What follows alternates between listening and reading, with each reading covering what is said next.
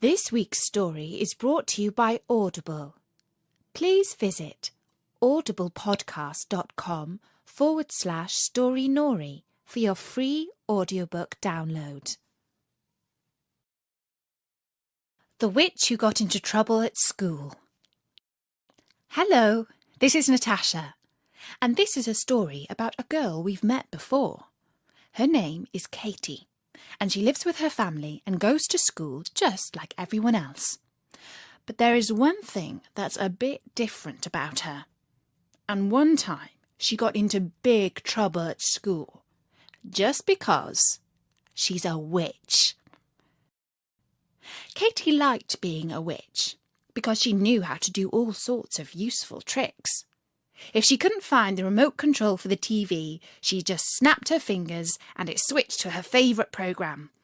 And if her little brother pulled the arm off her favourite doll, she just said a magic spell to fix it back again. But one thing Katie knew was that if you do magic tricks at school, you can get into big trouble. So she didn't. Well, not usually. Sometimes she just couldn't help doing just a little magic spell. Like there was the time Wendy called her an ugly toad, and Katie got so cross that she turned Wendy into one. And then there was the time that she missed the school bus, and it left without her. Katie said a magic spell and brought it back to her stop. The driver was cross with her because she made his bus go backwards, and he said that was really dangerous. But most of the time, Katie didn't do any tricks at school. She just worked and played like a normal girl. In a moment, I'll tell you all about the time that Katie got into trouble. But first, let me just tell you about a free audiobook that you can download from our sponsors, Audible Books. It's a BBC dramatisation of The Northern Lights by Philip Pullman. The Northern Lights is one of my absolute favourite stories. It's about a girl who goes on a dangerous quest to the frozen north and meets witch queens and armoured bears. It's also out now as a film called The Golden Compass. If you go to audiblepodcast.com/storynori or follow the link from storynori.com's sidebar, you can choose The Northern Lights by Philip Pullman or any one of 40,000 audiobooks. And with this special offer, your first download is absolutely free. You can listen to Audible books anytime, any place, just like you listen to Story Nori. So drop by soon at audiblepodcast.com/storynori and sign up for a free download. Now, let's find out about how Katie got into trouble at school. It was the summer, and the school year had almost come to an end, and everyone was looking forward to the long holidays. In fact, everyone would have been really, really happy, except for one thing. Before the holidays, they had to do exams. And nobody likes to do exams unless they are the swottiest of swots. And Katie didn't think that exams were at all nice. No matter how good you are at magic, you still have to remember things for yourself. And Katie had twice as much to learn as all the other children. She had to do the witch exams as well as the ordinary school exams. She did the witch exams in the evenings, and her mum gave her 4.5 stars for her work. But then she had to get ready for her tests at school. "Mum, it's not fair," she complained. "I have to learn so many magic spells, and I have to learn all the school lessons too." "Well, just think yourself lucky," said Mum. "Other children have to tidy their rooms, but you can just say a magic spell and it's done just like that." So Katie sat in her room and tried to read her school books. But to tell you the truth, she also looked out of the window and made up fairy tales about herself. Only in the stories, she wasn't a witch. She was a beautiful princess who could also do magic tricks. When exam week came, the first test was spelling. If it had been magic spelling, Katie would have been all right. But in this test, the teacher read out words like accommodation and Mississippi and other words that are really tricky to spell. Katie was really cross. She thought the teacher had chosen the most difficult words just to be mean. That wasn't fair. So she tried a little magic.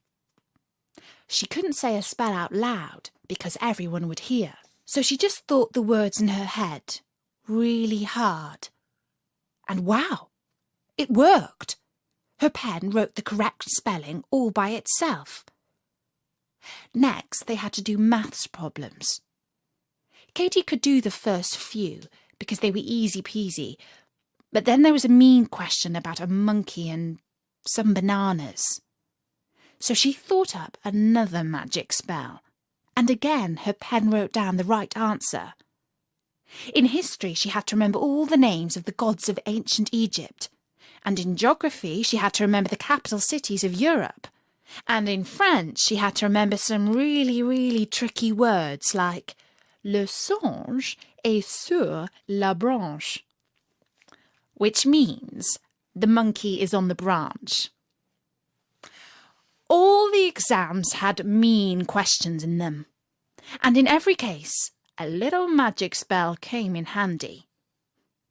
The magic worked so well for Katie that she thought to herself, why should I bother learning all these stupid things? I can just say a magic spell and my pen will write the answer. The week after that, the teacher finished marking all the papers. She told the class that they had done very well, especially Katie, who had scored top marks in every exam.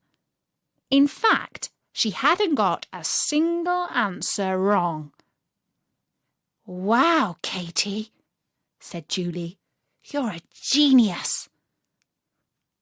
The teacher said, "Congratulations, Katie. You certainly did very well. Maybe too well. I think that you and I should go and have a little talk with Mrs. Hepworth." And Katie felt just a bit worried, because Mrs. Hepworth is the head mistress, and when you have to have a little talk with Mrs. Hepworth, that usually means that you are in trouble. Big trouble. At lunchtime, the teacher took Katie to see Mrs. Hepworth. She explained that Katie had got top marks in all her exams and hadn't got a single question wrong. "You are a very naughty girl," said Mrs. Hepworth. And Katie started to cry, and to cry, and to cry. And the teacher dried her tears with a handkerchief. There, she said. Eventually, Katie stopped crying. "Do you know why you are a naughty girl?" asked Mrs. Hepworth. Katie said, "You're just cross with me because I'm a witch, and I know how to do magic spells. That's really mean of you because I can't help being a witch. I was born that way." "Now you're talking nonsense," said Mrs. Hepworth. "There are no such things as witches or magic. You are in trouble because you cheated in the exams." "I did not, said Katie. "Just tell us how you did it and we will let you off. This time," said the teacher. Katie knew that she was in big trouble. She just wanted to run out of the study and all the way back to her mum, but she couldn't do that, so she thought she had better own up. "Well, I did do a few magic spells," she said. "Just little ones." But they didn't believe her. "Oh dear. What are we going to do with this problem child?" said the teacher. "Katie," said Mrs. Hepworth, "you are in big, big trouble. You have to the end of term to tell us how you cheated in the exams. If you don't tell the truth by then, you won't be coming back to school next term. We don't have girls who make up stories about witches and magic in this school. Goodness gracious! You'll be frightening all the other children with these silly stories. And Katie was really very sad about that, because she was telling the truth about being a witch, and it wasn't fair. It was the last week of term, and before the holidays the school always had a special treat. This term, Katie's class went on a trip to the safari park. It was a big park full of wild animals from places like Africa. There were giraffes and elephants and long-legged deer called gazelles. Katie's class were all safe inside the bus, and they looked out of the window at all the animals. It was ever so cool. Everyone was really excited and happy, except for Katie. She was sad because she was still in big, big trouble. The best animals were the chimpanzees. They climbed all over the bus. The driver got really cross when they stole his windscreen wipers. Everyone else thought that was very funny. And the lions were good too, even if they were a bit scary. They had lunch in a restaurant on top of a tall rock. The rock was on a big island surrounded by water, and in the water there were crocodiles. And the crocodiles were really scary, even more scary than the lions. There was a boy in Katie's class called Clive. Clive was always doing silly things, but the teachers didn't seem to mind. Clive never got into trouble, however silly he was. But then he didn't know how to do magic, so that was probably why he was always getting away with things. In the restaurant, Clive did something very silly indeed. He asked to go to the loo, and on the way back he went through a door that said "Staff Only," and from there he went down a corridor and found a special room. It was the room which they used to feed the crocodiles. It had a window, and the keepers threw meat out of it down into the river, and somebody had left the window open. Clive climbed up to look through the window. Then he saw that if you climbed out of the window, you could get onto the rocks. He thought it would be really cool to walk around the rocks and look in at the other children eating their lunch. They would get a really big surprise to see him out there. So that's what he did. Only he slipped on a banana skin left by a monkey. He fell down the rocks and broke his ankle. Fortunately, one of the keepers saw him and sounded the alarm. Everyone in the restaurant rushed to the window to look out, and they saw Clive lying on a rock near the river. A crocodile was waddling slowly towards him. Its face had a sort of a smile on it, and its tail was swishing. Everyone screamed, except for Katie and Wendy. Wendy knew that Katie was a witch because she had turned her into a toad for a short time. "Katie, do something. You're the only one who can save poor Clive. Just say a magic spell. Quick!" Mrs. Hepworth heard this, but she was too frightened to tell off either Wendy or Katie. After all, poor Clive was looking into the jaws of a crocodile. Katie thought really hard what would be the best magic spell to do. And then she decided, "I know, I will make Clive fly." Fortunately, she knew the spell to make somebody fly off by heart. She had learned it when she was getting ready for her witch exams. Now she shouted it out at the top of her voice.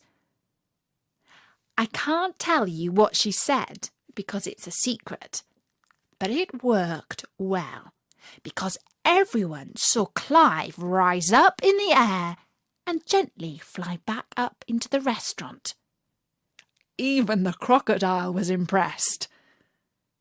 Then Katie said another spell to make everyone forget what they had just seen, except for the crocodile and Mrs. Hepworth. And after that, Katie wasn't in trouble anymore, because Mrs. Hepworth now knew that she was telling the truth when she said she was a witch. And Katie was glad that she had worked very hard that term to learn all her magic spells. And when she got home and told her family what had happened, her mum gave her another half-star for passing her witch exams. So now Katie was a 5-star witch. And that was the story of the witch who got into trouble at school. I do so hope you enjoyed it. There are loads more stories at storynori.com. And if you go to our page in iTunes, you can easily download several at once. iTunes also makes it easy to put our stories on an iPod or any mp3 player. That way you can take them wherever you go. For now, from me, Natasha. Bye-bye!